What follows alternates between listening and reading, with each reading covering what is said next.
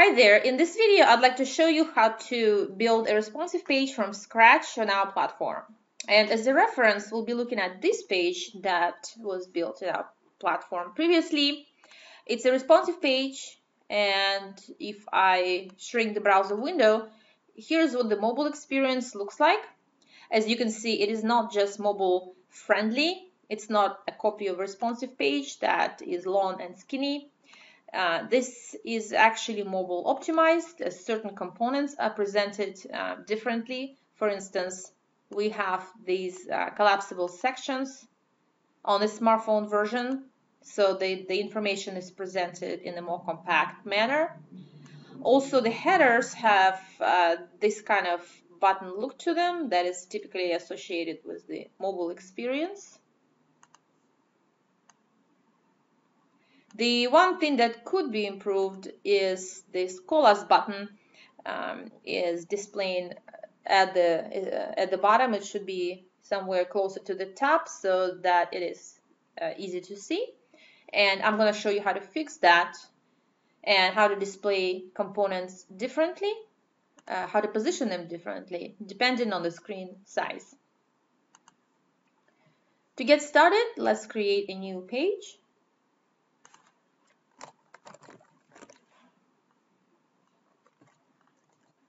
Here we have two tabs, responsive and mobile only. So let's click on responsive and select the blank template.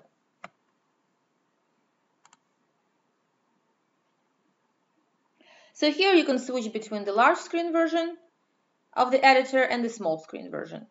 Typically, it is recommended that when building mobile-first responsive sites, you start by designing the mobile experience first. However, for many of us, it may be hard to conceptualize the smartphone experience. We tend to think in terms of the desktop site first.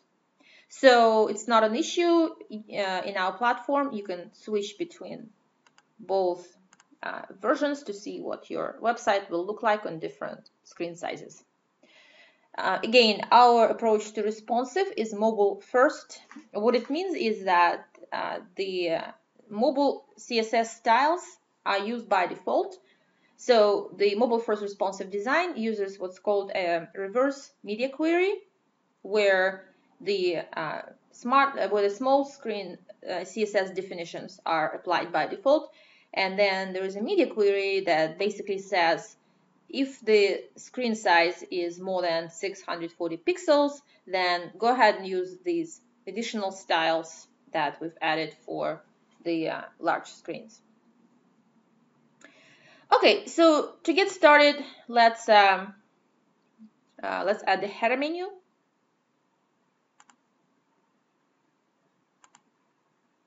And here you can upload your own images. I have already uploaded a couple of images into this account, so I'm going to use that. Let's change the icon to something that is likely to match the styles, the colors we're going to have on this page. Let's add a couple of links. So here we have different link options, and to keep this tutorial short, I'm going to set it to link this later.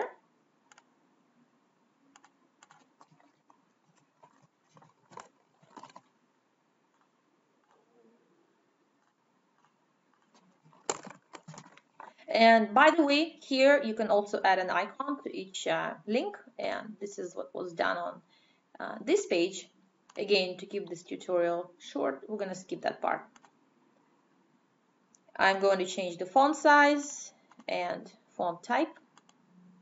And also here, we can specify how wide do we want the image to be, the logo image, in comparison to the link section.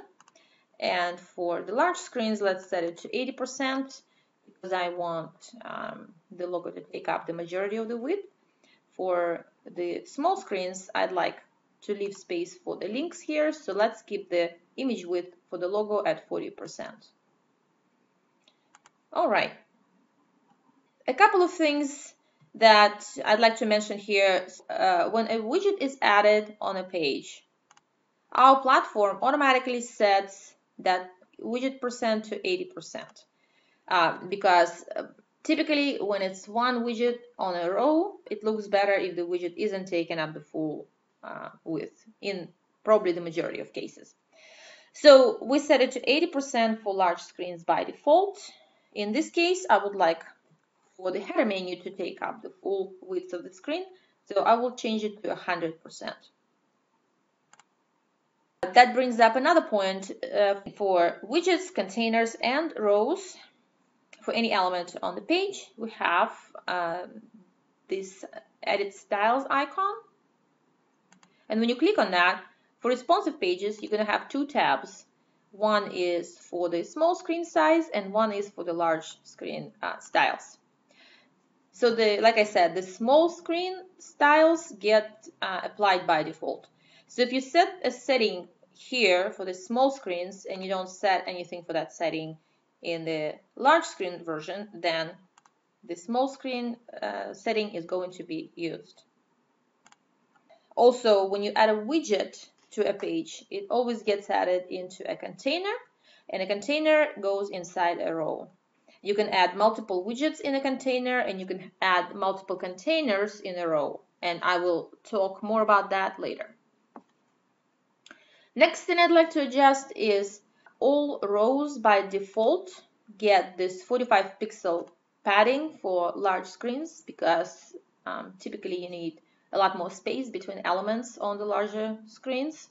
However, in this case, I don't need this much space for the header menu at the top and bottom, so I'm going to change it to 5 pixels. This part of the logo is white. This was actually intentional because we're going to add a darker background around the header. So let's go ahead and click on the Edit Style icon, and I'll change the background to, let's set it to this gray with a slight transparency.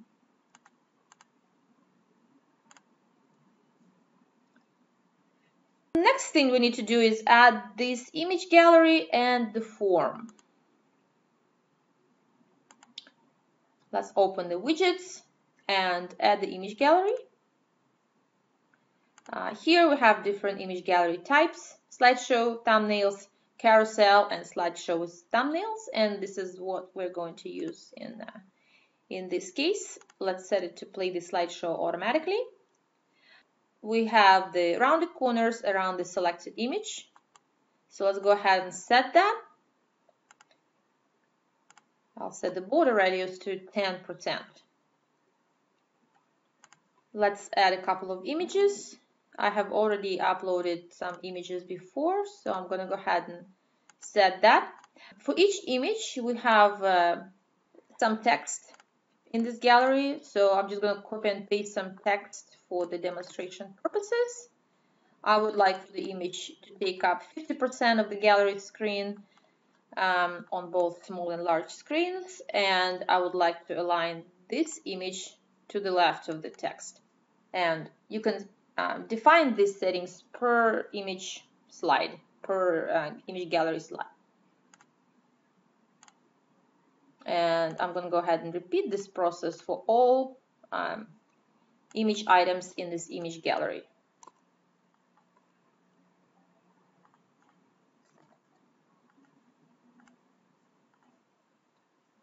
Okay, so what we have here now is we have an image gallery that is taking up most of the screen width, and we'll fix that later. But for now, I would like to add the form, and I'd like for the form to go into the same container as the image gallery, because items that are in the same container could be placed next to each other, and also containers in the same row could be placed next to each other on the same level or on the same line.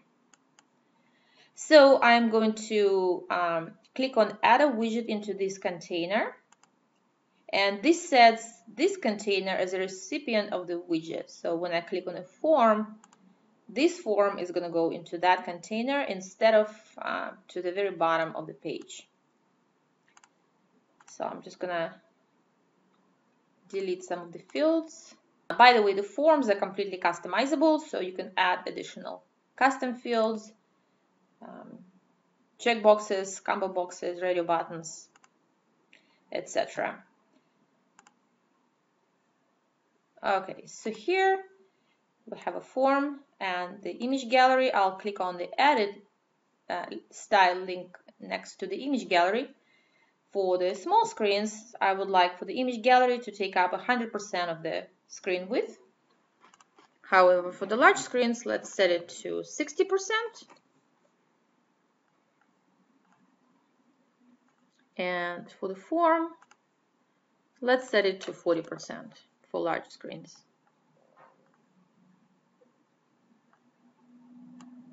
I'd like to add some space between these elements. So the easy way to do that would be to add a margin of padding to one of these elements. So let's add left padding of 25 pixels. The other thing you might notice is that these items don't really line up correctly vertically. I'd like to fix that. So I'll click on the Edit style next to the parent container. And here we have a setting for vertical alignment of inside elements. I'm going to change it to middle.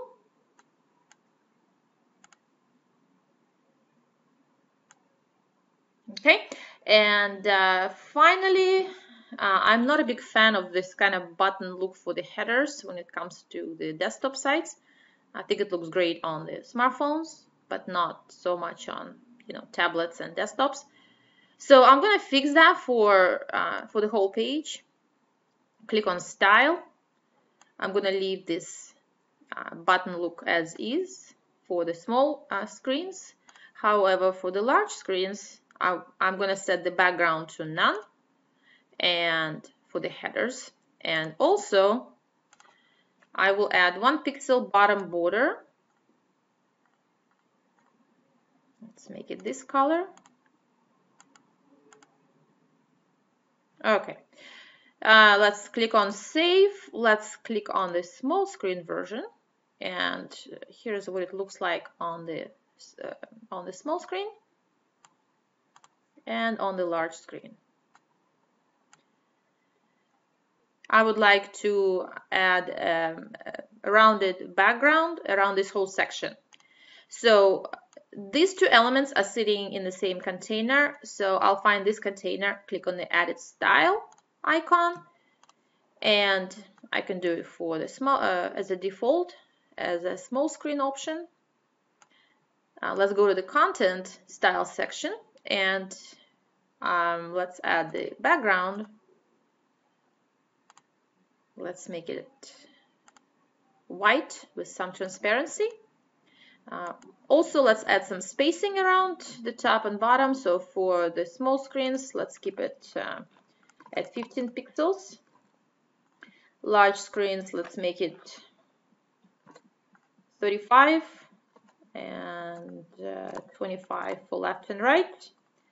And then corner rounded radius for the rounded corners, let's make it 15 pixels for the small screens and 25 for large screens.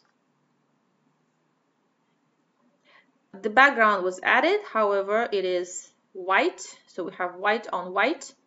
So next thing we're going to do is add a background image to the page. In our image library, we have a selection of different images. You can search for them by topic or by color and style. Of course, you can upload your own images as well. Let's see what we have here for restaurants. So let's pick this image with spaghetti. I'm going to set the background size or background style to cover. What cover means is that the background image is going to try to take up the full screen, and the proportions and scaling are going to be preserved correctly, so you don't have to worry about that. Okay. Here's what we have for desktops and tablets, and here is our mobile experience so far. All right. Let's add this strip or this line that says get your free consultation today, our sort of a call to action. So I'm gonna open the widgets box and add text. Let's copy and paste that. Change the font family and size to this, and click on save. Again, these two items are displaying on the same line, so it needs to be either two containers in the same row or two widgets in a container for us to be able to set these elements to be on the same line next to each other. So let's go ahead and add them as two widgets in the same container. So in this container, I'm going to click on add a widget into this container, and here I'll add the link button.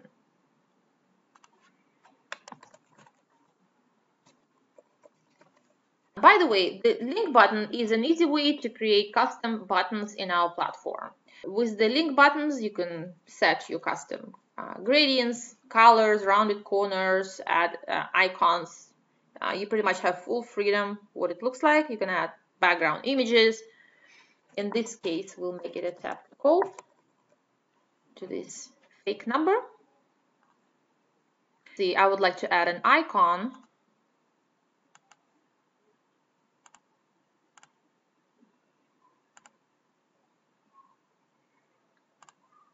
And let's adjust additional styles.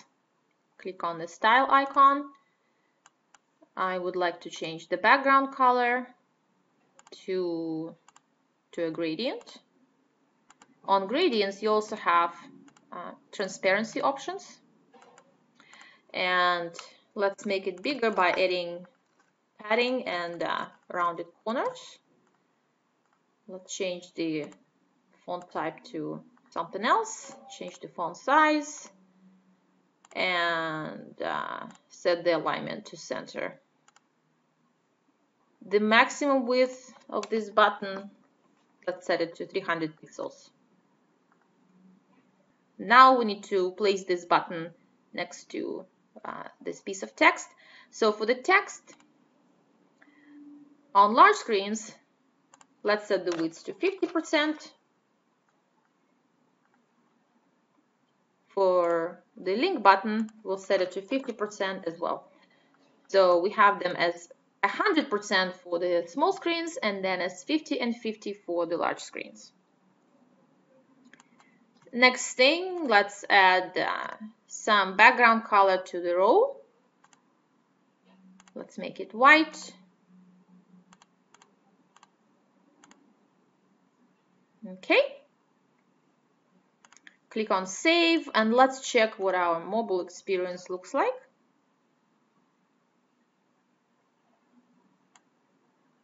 Okay, so far so good. I guess we do need to add some spacing around these elements. So let's, here we have 45 pixels padding for the large screens. Let's add 15 pixel padding for the small screens.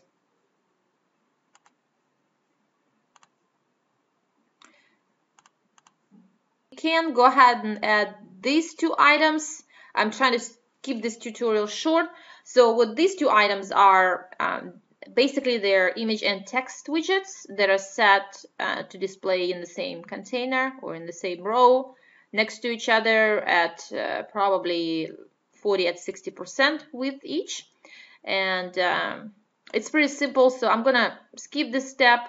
Again, I'm just trying to keep this tutorial short. I'm gonna add an image and text widget.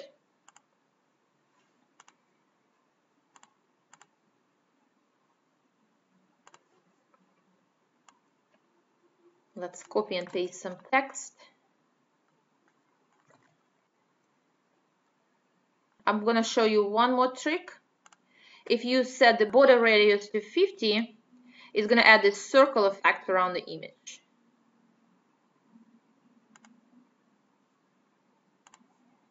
Okay, so here we have that. Let's add some background around this row.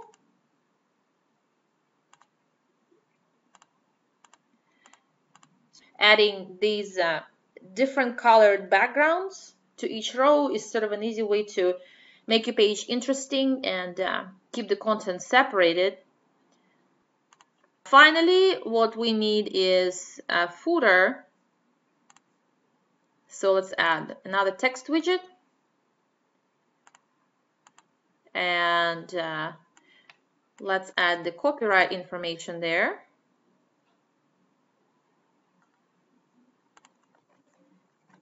Center it. My intention is to change the background color for this row to something dark. So I'm going to go ahead and set the font color to white. Okay, next I'm going to set the background on this row to some dark color.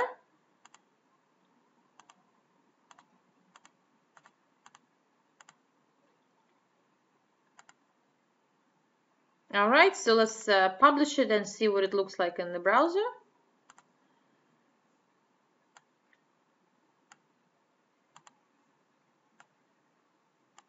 And here's our mobile experience.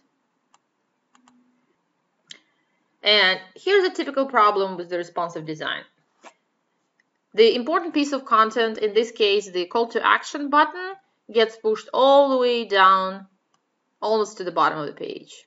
So this is something that the mobile visitors are most likely interested in doing, accomplishing on this mobile site or responsive site on their smartphone. And unfortunately, the button is pushed all the way down, very visible. Visitors would have to look for it. The one way to fix that would be to create a different button or a different container, a different element, and make one element visible for the smart phones and then the other element visible for the large screen visitors. And let's do that real quick. So what we want to do is add a second call to action that will be here closer to the top and display that for the smartphone visitors. In this row, let's add a container. And in this container, we'll add a text widget, which would be a copy of this text widget. In fact, let's center the text on it. And then also in this container, let's add another link button, which would be the copy of our original link button.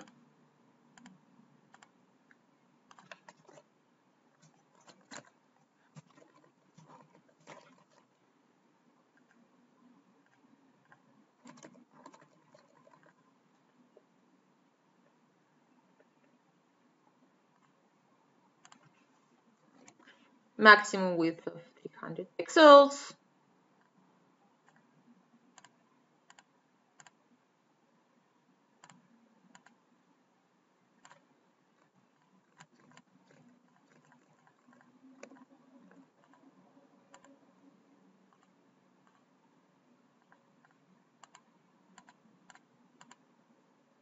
Click Save.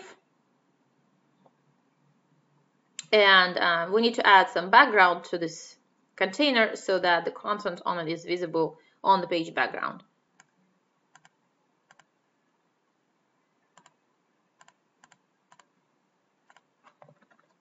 So also I'm going to add some spacing around it.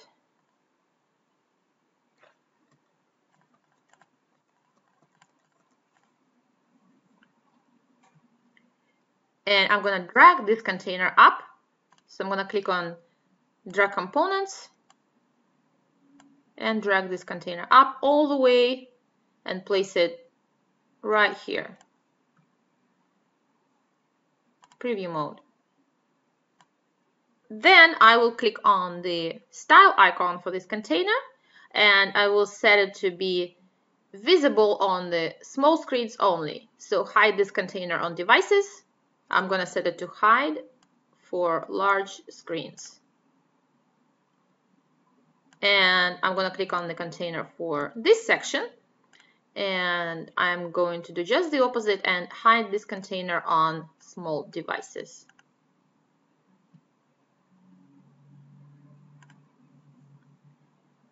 And let's go ahead and refresh the page. So we see this call to action for the large screens, and when we shrink the browser window, we see this call to action instead at the top of the screen where it needs to be. Okay, finally, a little tip. So let's just say we set this to hide on small devices, so now there's really no way to get to it. We have to switch to the large screen version. Sometimes it's not very intuitive. If you click on drag components, then you'll see that all elements are visible, even the ones that you set to hide for this type of screen. So just a little tip for you.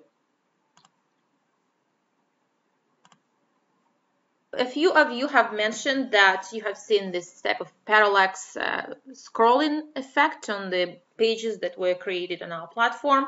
It is really not true parallax. However, it's a cool visual effect nonetheless, and I'm going to show you how to set that up.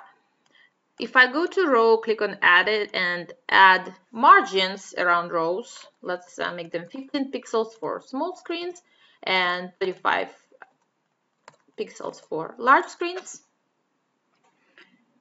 And if I refresh the page in the browser, here's how it works. So here we have spacing around this row, and when you scroll, the background stays fixed, the page content moves. In fact, if I make this background transparent, let's make it transparent, semi-transparent.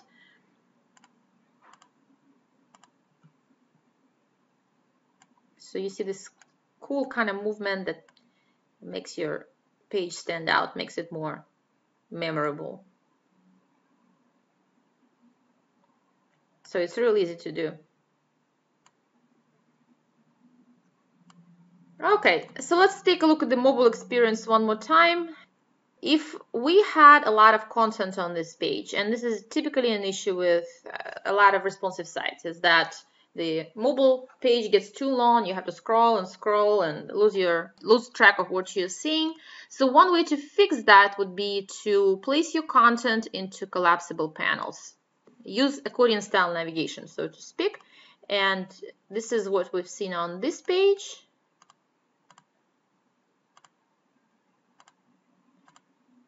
This page we've just created doesn't really have that much content. However, just for demonstration purposes, we can place this form into an accordion style collapsible panel. And here's how you do that. Click on the edit icon next to the widget, and here we have two checkboxes: collapse this section and collapse this section on mobile only. So I'm gonna select the second option, click on save,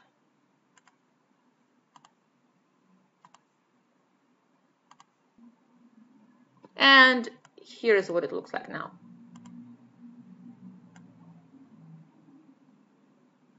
Again, this is a good way to organize your content in a compact manner for really long pages that have a lot of content.